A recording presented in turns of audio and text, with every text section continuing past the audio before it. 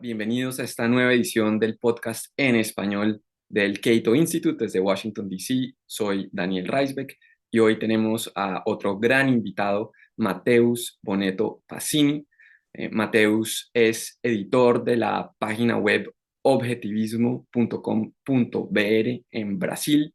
También es el coordinador de la maestría en economía de OMA, que es una universidad española afiliada a la Universidad Francisco Marroquín en Guatemala, gran institución, y aparte de eso también es empresario y tiene su propia empresa de traducciones, por si necesitan, por cierto. Mateus, muchas gracias por estar hoy con nosotros.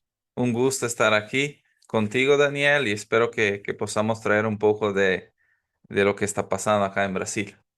Así es, y esa es la idea, porque sobre todo Brasil, frente al resto de América Latina, siempre tiene ese obstáculo para entender lo que está pasando, que es el idioma.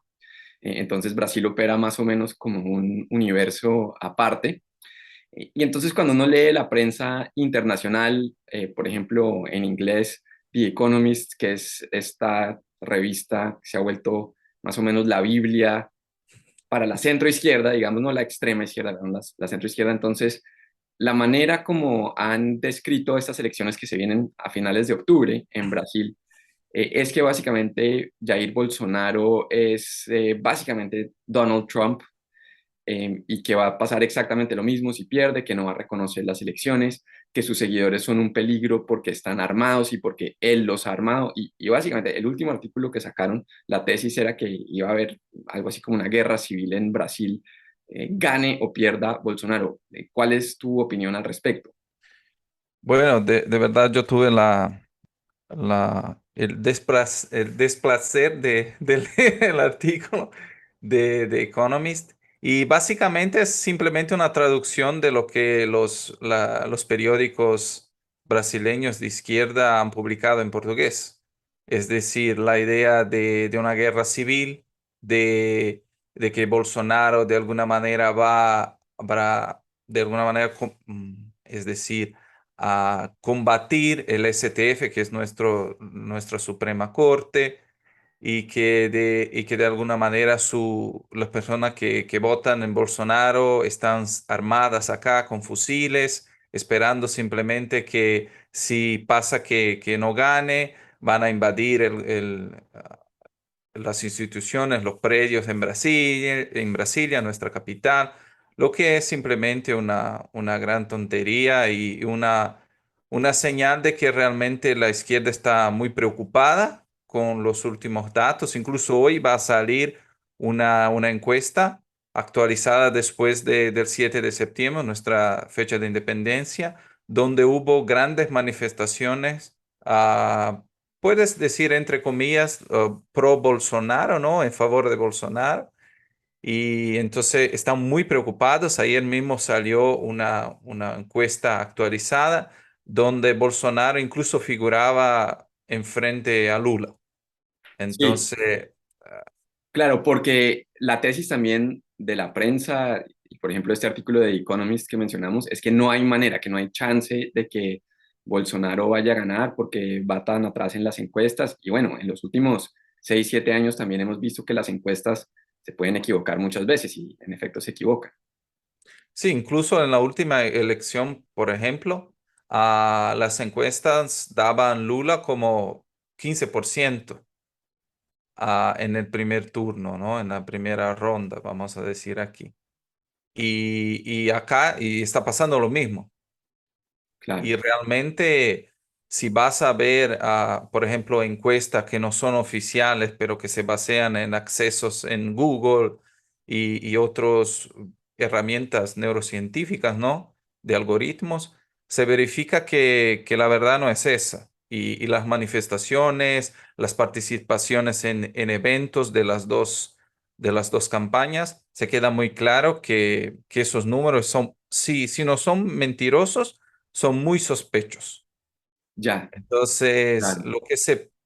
eso no quiere decir que Lula no va a ganar ese primero turno aquí, que se dice en portugués, Claro, pero que no va a ser por una ventaja tan larga, claro. Y y eso, eso eso, pasa. eso nos trae a un tema, por lo menos que a mí me causa curiosidad, es cómo volvió Lula a tener posibilidad de ser presidente. Hace unos años estaba en la cárcel. Y fuera de eso, pues su partido con el escándalo, los múltiples escándalos de corrupción de Odebrecht, había quedado casi que completamente desprestigiado hace no mucho tiempo. Sin embargo, también la prensa internacional, la línea ha sido, bueno, eso fue más durante Dilma Rousseff, Lula no tenía nada que ver. Y también está esta idea de que Lula era un presidente moderado, de centro izquierda, muy respetuoso con las instituciones, pero sin embargo uno mira a los amigos de Lula en el vecindario y bueno, era Chávez, los Kirchner, Evo Morales. ¿Qué- qué- ¿Cuál es la realidad en esa situación? Bueno, de verdad, Lula, lo que pasó es que, vamos a decir, por cuestiones procesuales, que supuestamente hubo errores en ese proceso jurídico, ¿no? Sí. Y que por eso, entonces, sí, se dijo que Lula no, que estaba inocentado, que estaba Ujú, inocentado. Pero la verdad es que los crímenes pasaron, ¿no? Ellos ocurrieron y en ningún momento hubo ninguna prueba, vamos a decir, contraria a los hechos, ¿no? Que realmente hubo corrupción y todo más. Lo que hubo sí fue como una artimaña procesual, entonces, para inocentarlo y permitir que él se encajara dentro de la ley electoral, que hay algo que se llama la ley de la ficha limpa, entonces, que estás limpio, ¿no? Perante la justicia, y eso permitió entonces que Lula se candidatara nuevamente. Entonces, fue algo que pasó por el STF, ¿no? La claro. Suprema Corte. Y entonces por eso que él pudo candidatarse de nuevo. Pero es Pero decir, es, fue un asunto completamente procesal, es decir, no, sí, no sí, de fondo, no, sino de proceso. sí, no, no es, por ejemplo, no, nos equivocamos acá y de verdad no hizo ninguna cosa mal, no hubo crimen, entonces por eso es inocente. No, fue simplemente una cosa administrativa, procesual, que supuestamente lo inocentó. Pero la verdad es que cometió los crímenes y todo. Incluso si hoy es entrevista de Lula o su participación en el debate, él nunca utiliza la voz activa para decir que es inocente. Él siempre dice, yo fui inocentado. Ya, Yo fui inocentado por terceros, ¿no? claro, Yo no me considero inocente. Yo sí, fui inocentado. sí, Entonces, parece algo, una cosa meramente semántica, pero obviamente él sabe lo que hizo. Entonces, en ningún momento dice, yo soy inocente. Yo siempre fui inocentado por terceros. Entonces, eso se queda muy claro para un buen entendedor, que la propia persona sabe lo que hizo, todos saben lo que hizo y que simplemente se utilizó de un sistema jurídico con muchas brechas, ¿no? sí. Para ponerse de vuelta en el proceso electoral.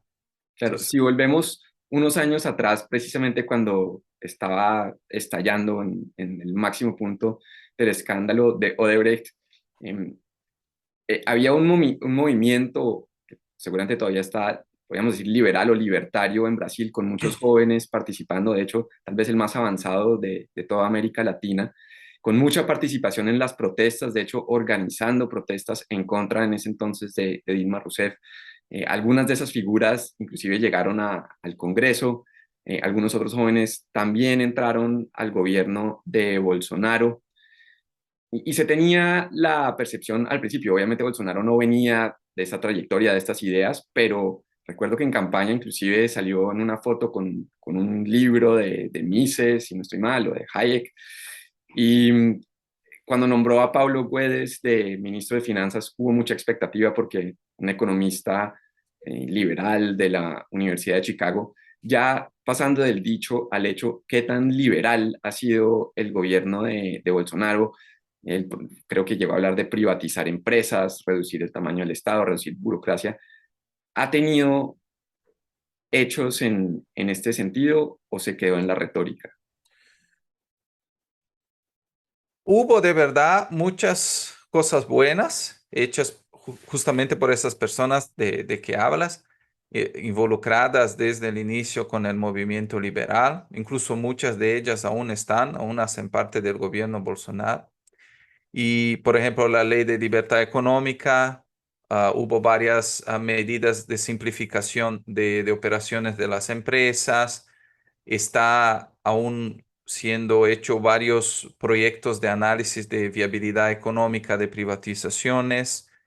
Y entonces hubo varias conquistas en ese sentido del gobierno Bolsonaro, pero no nos podemos olvidar que las mudanzas, los cambios institucionales no ocurren de una hora para otra. Claro, Incluso estaba hablando, creo que incluso conoce a Diogo Costa. claro, sí, Y él siempre comentaba que él hizo parte, no directamente del gobierno, pero de la Escuela de Administración Pública en Brasilia. Entonces, nos estábamos hablando en una de las clases y él decía que por increíble que pueda parecer para un ciudadano común, muchas veces una persona que está dentro de la estructura, como hace 20, 30 años, tiene más poder que 50 parlamentarios. Entonces, es como un desarrollo que se va cristalizando con el tiempo y que, no, y que por más que parezca en teoría fácil cambiar determinada cosa, es necesario pasar por un flujo de diversos pasos y entender cómo determinada ley o cómo determinada regulación surgió y cómo se cristalizó, cómo impactó por ejemplo, un determinado sector con el tiempo, los intereses que hay por detrás de una determinada manera de hacer las cosas, de cómo funciona determinada ley, determinado sector. Entonces, es un trabajo que por más que se pueda tener algunas señales de impacto positivo en el corto plazo. Estamos hablando de algo que se cristalizó por años y años de ujú, manera incorrecta y que ahora que se quiere cambiar tenemos que caminar despacio, porque incluso a muchas personas que, especialmente empresarios, tenemos mucha la idea de que por ser empresario, deberías de alguna manera ser liberal, claro, de libre mercado. Y eso desafortunadamente no es verdad para muchos empresarios, ¿no? Y entonces ellos tienen intereses que quieren defender a todo el coste. Y entonces eso es algo difícil de implementar. Y también en ese último momento, Bolsonaro ha tenido muchas políticas populistas y asistencialistas, especialmente cerca del proceso electoral, como el nuevo programa de ayuda financiera, ¿no? De asistencia a familias y todo. Entonces, hay algunas cosas que no fue un gobierno 100% liberal, no. Entonces, esa podría ser como la promesa, ¿no? Pero al final no se cristalizó como una, un gigante por la libertad, pero de verdad de ninguna manera atentó contra la libertad de expresión. Hubo sin discusiones con el STF, justamente porque el judiciario el brasileño, STF siendo la Corte Suprema, sí, ¿verdad? exactamente. Y porque acá en Brasil, además de un problema político, tenemos un problema institucional, donde los poderes se están mezclando en sus funciones, están invadiendo partes que no les corresponden. Entonces, hay sí, en los últimos años, un desequilibrio institucional muy grave en Brasil, y por eso que muchas personas creen en una viabilidad de golpe o algo así, pero que la verdad no va a pasar. Pero la sospecha, ¿no? Ese temor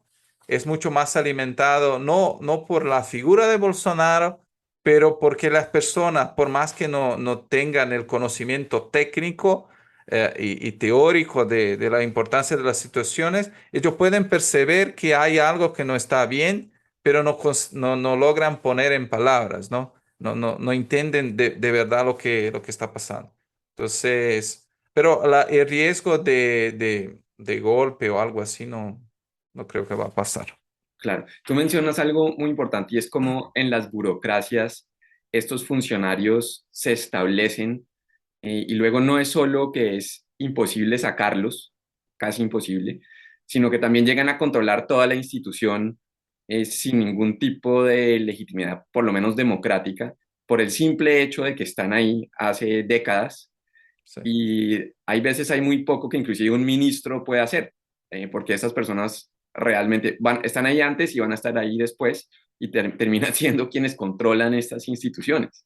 Exacto, me gusta siempre traer una analogía del sector privado. Muchas veces una persona trabaja, no sé, 20 años en una empresa y con el tiempo ella pasa a centralizar determinadas tareas y tanto que al final llega a decir que, bueno, ese es Mateus de la empresa X.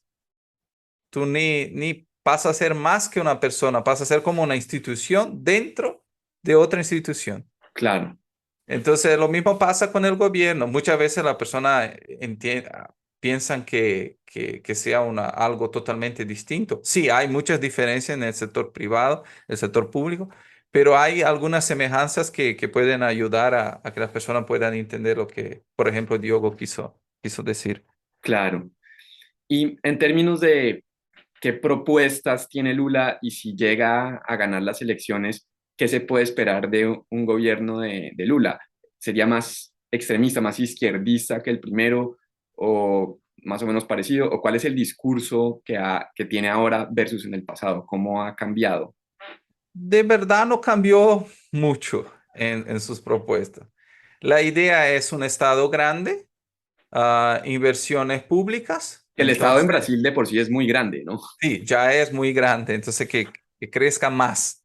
Sí, Y todo eso basado en crédito de bancos públicos. Y que ese es un fenómeno que desde 2017 ha cambiado, ¿no? La participación de los préstamos privados, de bancos privados para la economía creció, mientras la participación de los bancos públicos disminuyó desde 2017. Pero en el gobierno de Lula, la diferencia, el primer gobierno, la diferencia era totalmente gigantesca, ¿no? Una participación muy grande, por ejemplo, del BNDES, que es el Banco de Desarrollo Nacional, una traducción libre.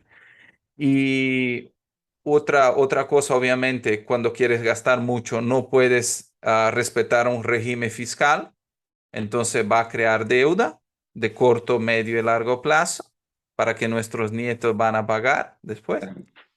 Y programas asistencialistas generales sobre la disculpa de reducir la pobreza y el desempleo, pero que sería intentar replicar lo que Lula hizo en su primer gobierno debido al boom de las commodities, que en su momento le facilitaron mucho, ¿no? Porque el cambio estaba favorable, se claro. vendió mucho de commodities, que son una de las fuerzas del mercado brasileño.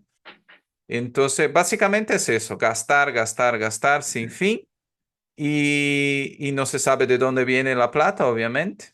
Entonces se va a tomar prestado y que el gobierno trabaje como el empresario, la fuente de crédito para lo que sea que se quieran, que sus amigos quieran hacer, porque la naturaleza del crédito público es política, ¿no? Entonces, la probabilidad es que, como sucedió con los casos de corrupción, quizá en menor escala, ¿no? Pero simplemente favoreciendo los amigos para que entonces puedan aumentar sus negocios y, y, y con poca preocupación por la eficacia, ¿no? La eficiencia de la inversión. Entonces, incluso en el gobierno Dilma, siempre, cuando hubo los programas de parcerías público-privadas, había un límite sobre el retorno financiero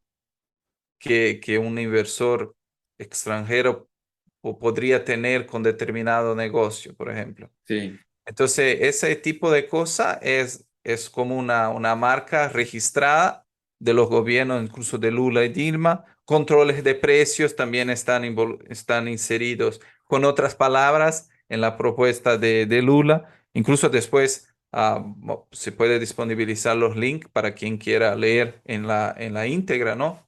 Total, todas las propuestas son 30, 40 páginas promedio de cada candidato. Entonces ahí ya se puede ver las ideas de Lula que no cambiaron nada del 2000. No, claro. nada. Y hay un tema que también afecta además países de la región, y es que estos gobiernos y esta ola de izquierda que llega ahora y que ha estado llegando, coincide con el boom en materias primas, en commodities.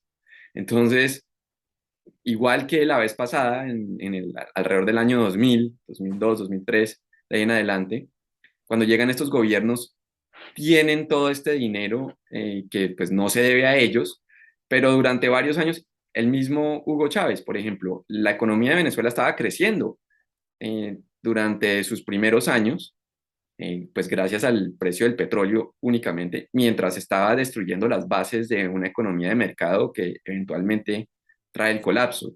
Pero mientras dura, estos gobiernos de izquierda siempre logran, como dices, gastar y gastar, sobre todo en cosas beneficiosas para ellos políticamente.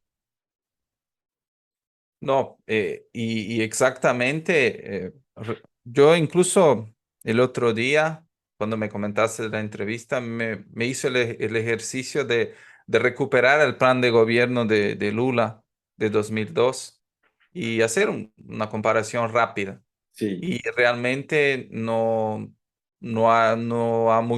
poco ha cambiado. Cambió alguna, quizás se puso un discurso un poco más moderado, como decías inicialmente, pero Lula no es moderado, no se dejen claro. engañar. Pero de cualquier manera, de verdad no se puede esperar mucha diferencia de quizá un futuro gobierno Lula en Sí, términos económicos. Y en términos que comentabas, por ejemplo, de libertad de imprensa, siempre hay el riesgo de que, es decir, si vas a mirar los algoritmos de las propias empresas privadas hoy, ya tenemos gobiernos de izquierda dentro de las políticas de privacidad y publicidad. Entonces, no es necesario Lula hacer leyes ah, que atacan la libertad de expresión porque las propias plataformas, y yo no entiendo que por detrás de una plataforma privada pero se pueda. estás hablando de las empresas de redes sociales. Sí, exactamente. Ya, Entonces, eso se queda muy claro. Hoy día, por ejemplo, la mayoría de las publicaciones, de las grandes publicaciones de Brasil, son de izquierda ya. claro. Entonces, no cambiaría tanto así. Lo único que quizá podría haber un ataque más duro a la libertad de expresión como tal, como hizo los ministros de la Corte Suprema de Brasil en diversas oportunidades ese año. Entonces el riesgo se ha puesto mucho más de los otros poderes, especialmente del judiciario, ¿Y de cómo el Poder Judicial en Brasil, cómo ha minado o disminuido la libertad de expresión? se ha involucrado, por ejemplo, en las comunicaciones de WhatsApp, ha solicitado conversas privadas. Incluso hace 15, 20 días, diciendo que había como un grupo de empresarios que estaba arreglando el golpe junto con Bolsonaro, supuestamente apoyadores de Bolsonaro. Nada se comprobó.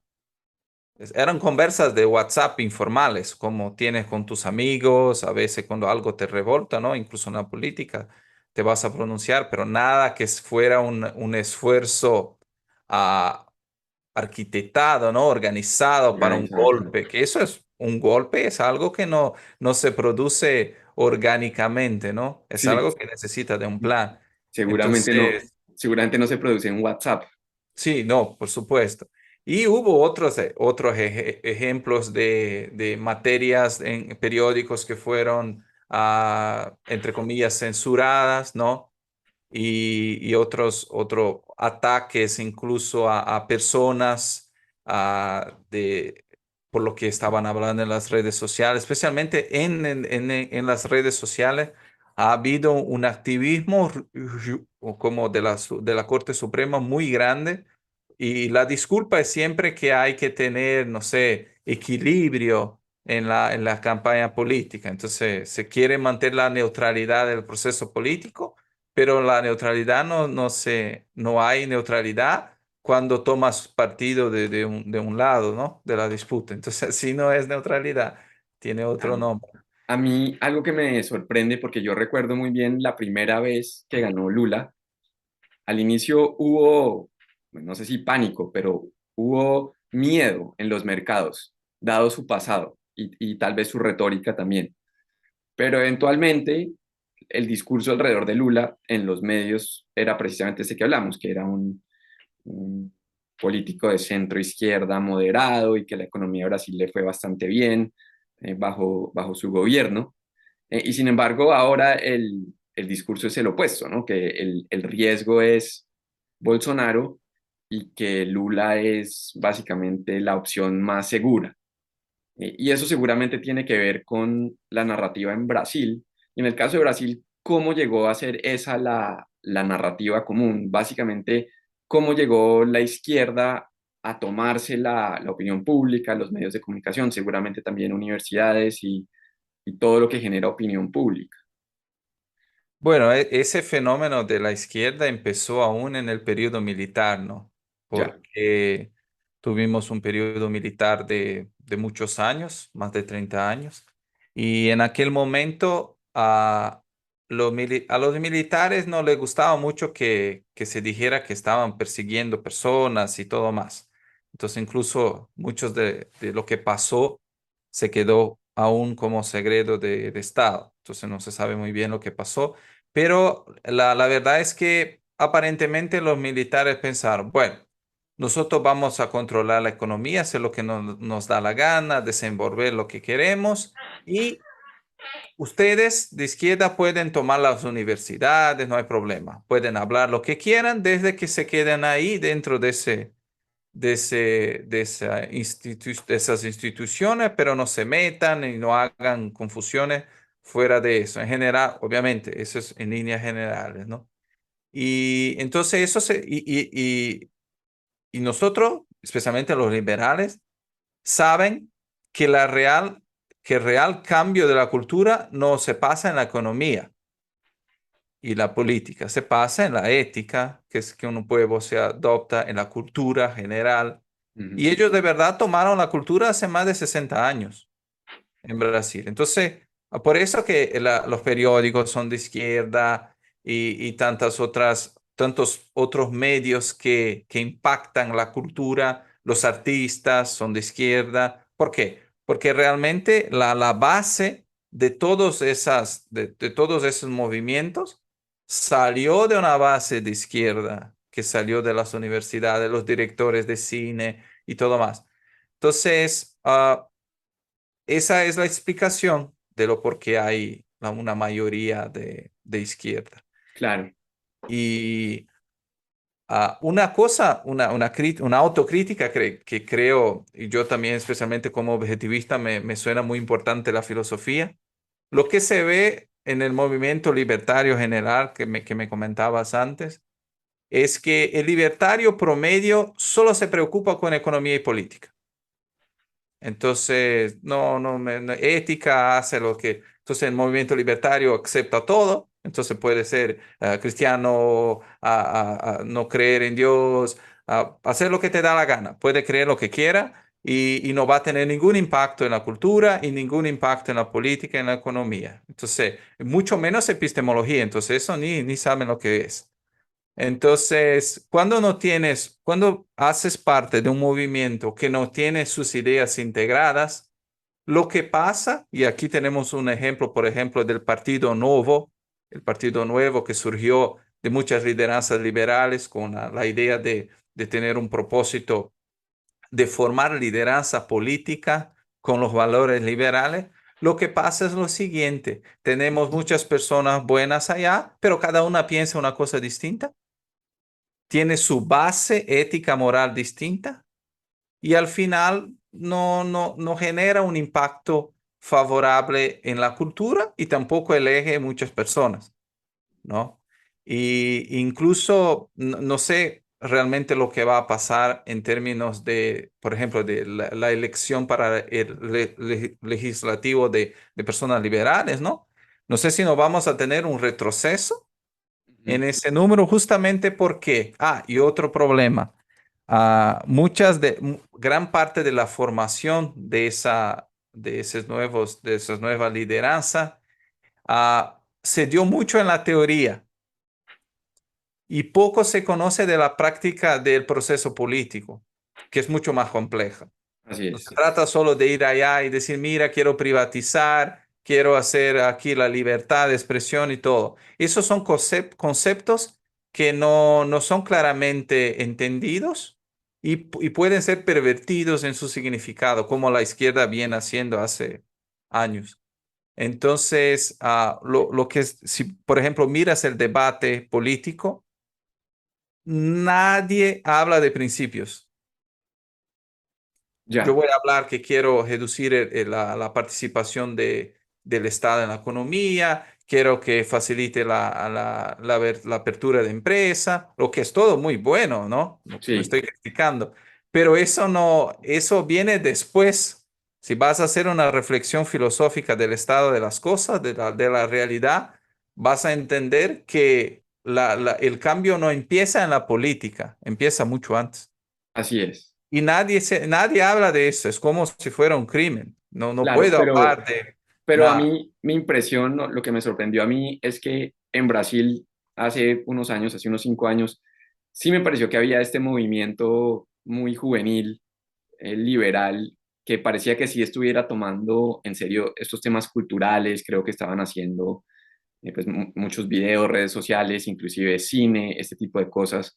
Pues, por eso para mí Brasil ha estado bastante avanzado en este sentido comparado a los No, otros países. y de verdad, incluso salió hace poco tiempo en Forbes, ¿no? Siempre sale un documento actualizando, ¿no? De las instituciones que tienen más impacto fuera del ambiente político.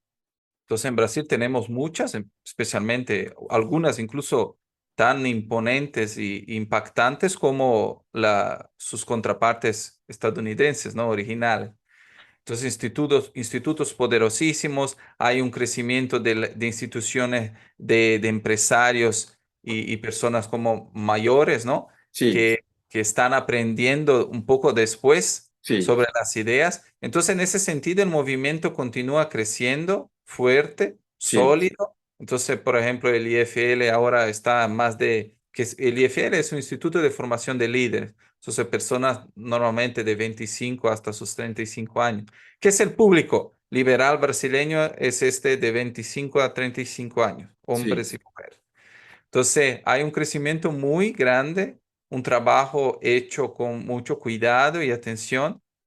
Y entonces, en ese sentido, continúa a crecer bien, pero yo no sentí tanto impacto, ah, por lo menos visible, ¿no? En términos de manifestaciones y todo, como de la vez pasada. Creo que la vez pasada había incluso mucho un componente anti-PT, ¿no? claro, Anti-Partido de los Trabajadores, que hoy, por más que se mantenga, por ser Lula, ¿no? El sí, candidato, se enfraqueció un poco. Creo que la participación de los movimientos liberales, libertarios, tiene sido en otras áreas y no quizá tan directamente en la política como pasó en las otras campañas. Espero claro, estar engañado en mi análisis, pero yo no veo la misma énfasis que se vio en las otras veces. claro. Y si vamos inclusive más atrás, ¿por qué en Brasil, si mencionas que la izquierda se tomó las instituciones educativas hace muchas décadas,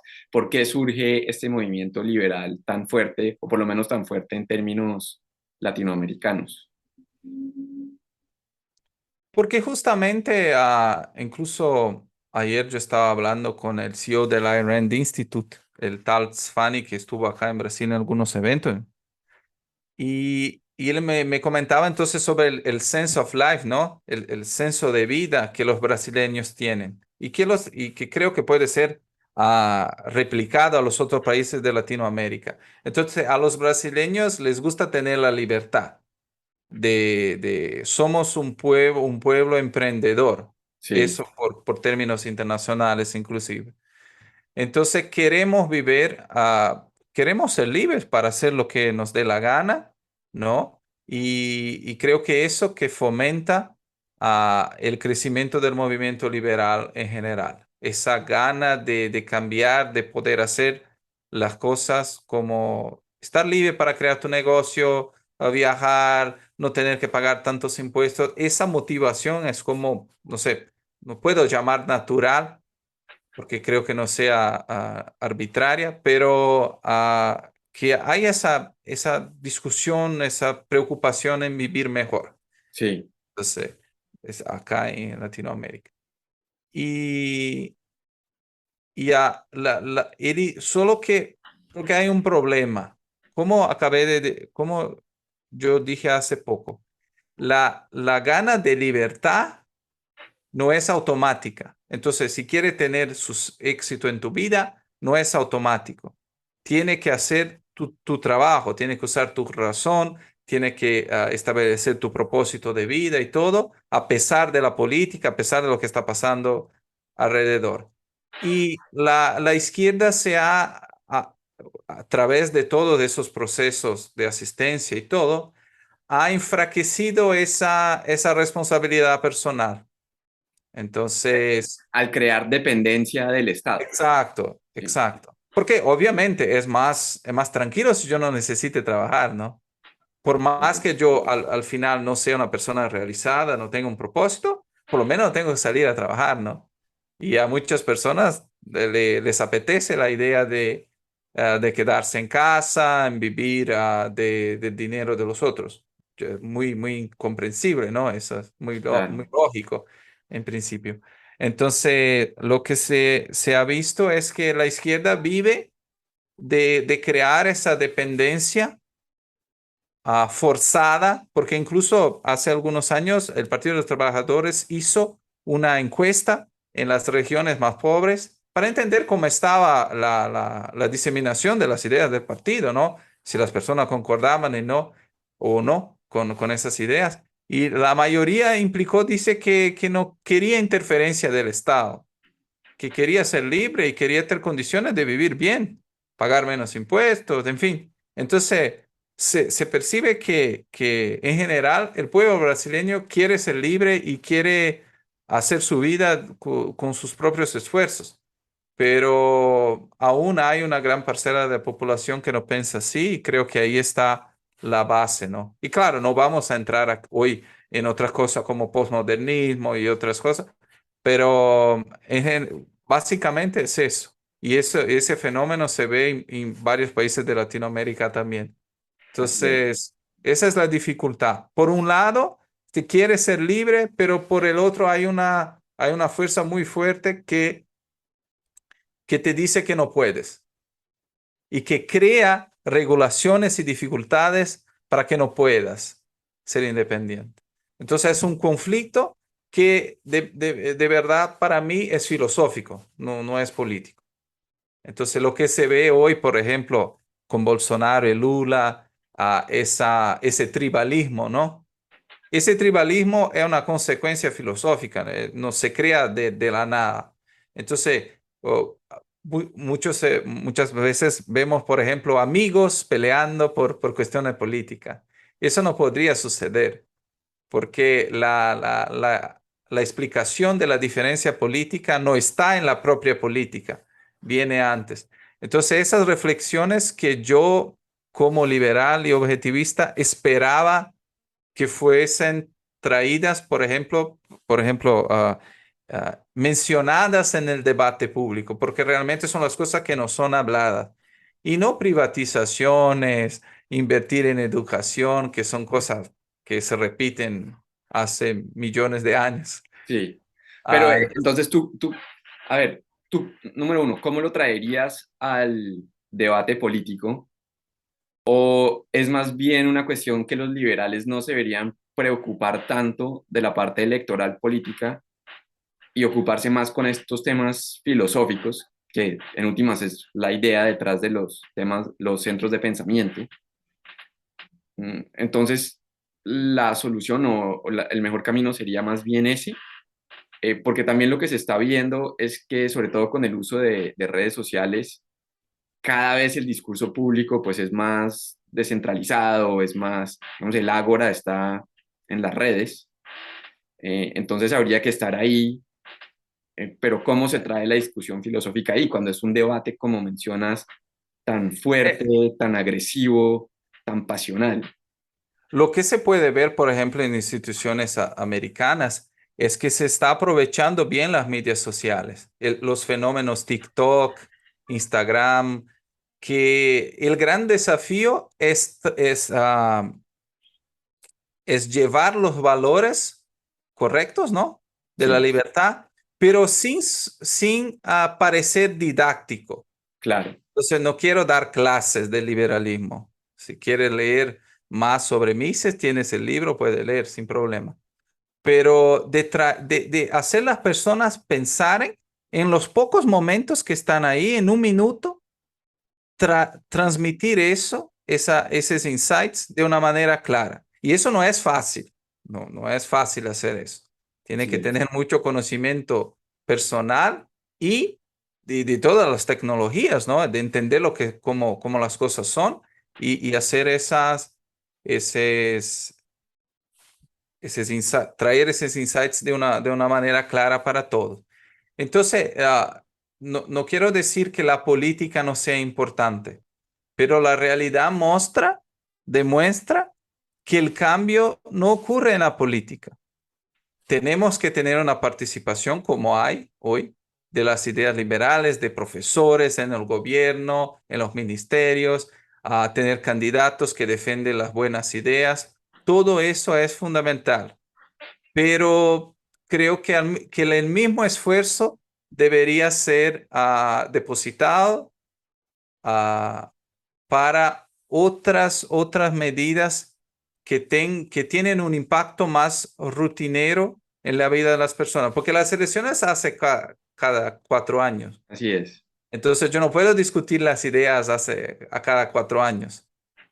Que lo Tengo que que estar yo, presente. sí, lo que yo percibo hay veces en nuestros países es precisamente eso, que quieren dar el debate cada 4 años a un mes de las elecciones, cuando ya la izquierda tiene un pie en el poder, Exacto. y Entonces no ya, entienden, pero por eso me parece que Brasil pienso que es algo diferente, porque sí tiene estos institutos, como mencionaba, tiene inclusive los empresarios, algunos ya mayores, que entienden las ideas y entienden la importancia de financiar estas ideas. eh, no, Em, exactamente. Lo que a veces que me parece que hay un conflicto es que la naturaleza del empresario es el retorno de corto plazo, de ¿no? la Si inversión, uno sí, quiero hacer una inversión, yo entiendo que es algo de largo plazo, pero yo quiero lucrar ahora. Entonces yo quiero el cambio ahora. Y así muchas es, veces no hay la paciencia suficiente para entender que cuando se habla de ideas, el cambio no es automático, lleva mucho tiempo, lleva paciencia, a retrocesos, entonces no está siempre avanzando, a veces retrocede un poco. Entonces, esa dinámica en Latinoamérica, porque nosotros somos en general un pueblo de corto plazo, claro, incluso por la idea de asistencia. Entonces, esa mentalidad llega también a los empresarios. Entonces, quieren cambio en corto plazo. Y de verdad, y si no, por ejemplo, si no trae resultados en 3 meses, ya empiezan a mirarte con sospecha. Bueno, ¿por qué no está impactando más personas y no sé qué? Y esa reflexión también se aplica a Estados Unidos, por supuesto, en todos los institutos, esa preocupación de tener resultados. Pero acá en Latinoamérica claro. es más incisivo. Claro, es que el asunto, y ya que mencionas, es que acá, por ejemplo, normalmente a los donantes hay que presentarles un informe anual, por lo Claro. menos, si no es que es semestral o algo así, y hay que mostrar los resultados de lo que se está haciendo. Entonces, por eso puede también conducir esa mentalidad que mencionas. Y acá, por ejemplo, si vas a hacer una comparación, acá el resultado es mensual, Claro, mensual. no es anual, es Sí, mensual. Entonces, por ejemplo, si me quedo aquí haciendo cualquier cosa, yo estoy perdiendo efectivamente de dar resultado hoy, el viernes. así es. Entonces, es una dinámica que a veces vas a hablar con personas de otros países, de otros institutos, por ejemplo, de Estados Unidos, y no comprenden, ¿no? Pero ¿cómo mensual? No tiene Sí, sentido, ¿no? Y entonces esas particularidades que entonces salimos un poco del punto de la entrevista, pero creo que es importante contextualizar un poco, incluso porque muchas de las cosas que ustedes han hecho ahí como institutos internacionales con gran calidad, especialmente reflexiones de políticas públicas, con documentos, con libros, son poco consumidos acá justamente porque la idea que ustedes tienen es largo plazo y acá corto plazo. Entonces yo no puedo hacer una reforma fiscal en 4 años. Entonces, por eso que Bolsonaro, por ejemplo, en su programa de gobierno, trae muchas cosas de flexibilizar las cuestiones trabalhistas, proponer nuevos tipos de contratos para facilitar el trabajo, ¿no? Y todo sí, eso. Pero son cosas que suenan raras para las personas que han vivido, no sé, 50 años de sus vidas haciendo las cosas de la misma manera, con tantas regulaciones y dificultades. Entonces suena un poco raro.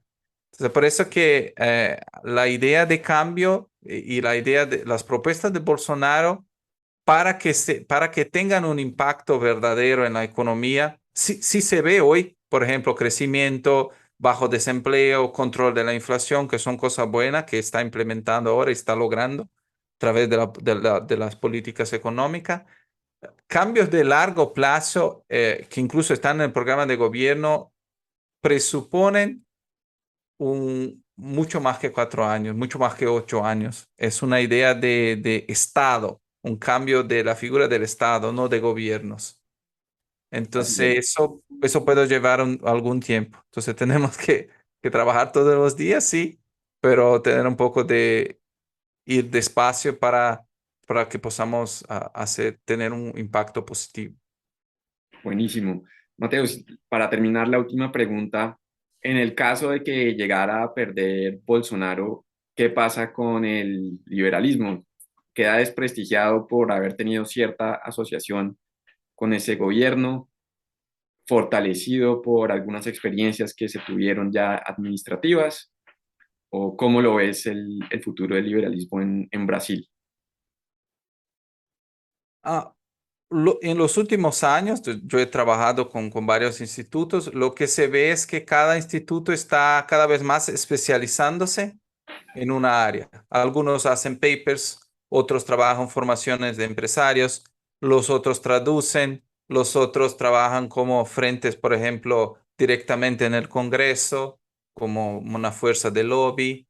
Entonces, mismo que Bolsonaro venga a perder, que Lula gane, creo que en ese sentido, el esfuerzo va a continuar. Quizá va a cambiar un poco, nos va a forzar a reflexionar un poco de lo que hemos hecho hasta el momento, lo que está bien y los errores. Entonces, no creo que va a tener gran impacto en relación a que las personas pasen a ver el liberalismo como algo malo. No creo que haya tenido tanta presencia en el gobierno Bolsonaro a punto de generar ningún tipo de, de crítica. Porque acá en Brasil a la izquierda le gusta hablar de neoliberalismo. Entonces esa palabra ya se utilizó por años y años y ya perdió fuerza. Entonces el liberalismo tradicional no tiene esa participación aún tan grande a punto de generar esos conflictos a nivel político. No, no creo. Es una pena, a mí me gustaría que realmente el liberalismo fuera una fuerza igual que el izquierdismo, por ejemplo, pero desafortunadamente en ese momento aún tenemos que trabajar un poco más para generar ese tipo de impacto. Y de verdad, como estaba diciendo, yo creo que la verdadera revolución empieza con el individuo que tiene su propósito y que quiere ser libre para buscar su propósito. Entonces, yo de verdad me preocuparía más en influenciar a las personas que miran ese podcast que toda la población brasileña. Entonces, porque por lo menos voy a saber que hay 5 personas que están dedicadas a perseguir sus vidas de la mejor manera posible y que para eso están dispuestas a luchar en el aspecto político, en la política, para ver cambios de largo plazo en el país. Entonces, creo que la motivación tiene siempre que empezar en el individuo, de lo contrario, pierde siempre fuerza de una elección para otra. No, Entonces, excelente. Y bueno, esperemos que sean más de 5 personas sí, las claro, que por siguen supuesto, luchando por cinco el millones. liberalismo. Pero bueno, Mateus, muchísimas gracias y Gracias por la esperamos, invitación. vamos a estar mirando lo que sucede en Brasil antes de las elecciones y bueno, Sí, esperamos poder tenerte de nuevo para un análisis después de las elecciones. claro, incluso si estoy a disposición si quieres hablar más cerca del 3 de octubre, Excelente, excelente. porque realmente mucho, por ejemplo, en las encuestas, mucho acaba cambiando en esos últimos 15 días, Así 15 es, días. las elecciones se definen los últimos 15 días. Exacto. Entonces, Entonces, y no necesariamente es tan bueno ir liderando por un margen tan claro. grande con mucho tiempo de antelación. Exacto. Y realmente, si vas a ver, pasó un fenómeno muy raro acá en Brasil en lo que se refiere a las encuestas, que las encuestas empezaron un año antes de las elecciones. Sí, Y eso justamente como con el intuito de ser una narrativa política, ¿no? era Para inevitable, sí, inevitable para que... decir, mira, mira cómo está, ya empezamos las elecciones y mira qué diferencia que hay, por ejemplo, de Lula para Bolsonaro. Nosotros no hablamos hoy de Ciro Gómez, que obviamente no va a participar no está entre los dos principales candidatos, pero se ven muchas personas que eran de Lula, que fueron para Ciro Gómez, que es como un desenvolvimentista cepalino hard. Entonces, es una otra opción que que o sea, ocurrió. la izquierda está dividida. Sí, exacto, es flex, pero no, al final, no, ya hace tiempo que ha intentado a, a subir, ¿no? Ya fue incluso una gran fuerza junto con Lula, intentando tomar ese mercado de Lula cuando él no podía candidatarse en la última elección, pero al final se vio que aún no está como en la boca del pueblo, ¿no? Para intentar participar más activamente del proceso político. Entonces, es una persona, un candidato que hoy tiene 8%, entonces puede ser una fuerza significativa caso tengamos un segundo turno. Entonces, pero Pero, pero seguramente en esa segunda vuelta ese apoyo se iría a Lula. sí, sí. El programa de gobierno es muy similar. Claro, Son detalles pequeños, pero la idea es la misma, ¿no? Porque de sí, verdad en la economía no hay muchos caminos a tomar. O quieres libre mercado, menos regulaciones y menos participación del Estado, o quieres el contrario. Entonces, no hay una opción que sea como un término, ¿no? No hay centro en ese sentido. Hay sí. esas dos opciones. Excelente, Mateus. Pues estaremos poniendo mucha atención y también poder hablar contigo ya sea cerca de las elecciones o después de las elecciones otra vez. Perfecto. Muchas gracias por la oportunidad. Para obtener más información acerca del Cato Institute y nuestro trabajo en pro del gobierno limitado, los mercados libres y la libertad personal en América Latina, visite nuestra página web elcato.org y síganos en Twitter en @institutocato o visite nuestra página oficial en Facebook.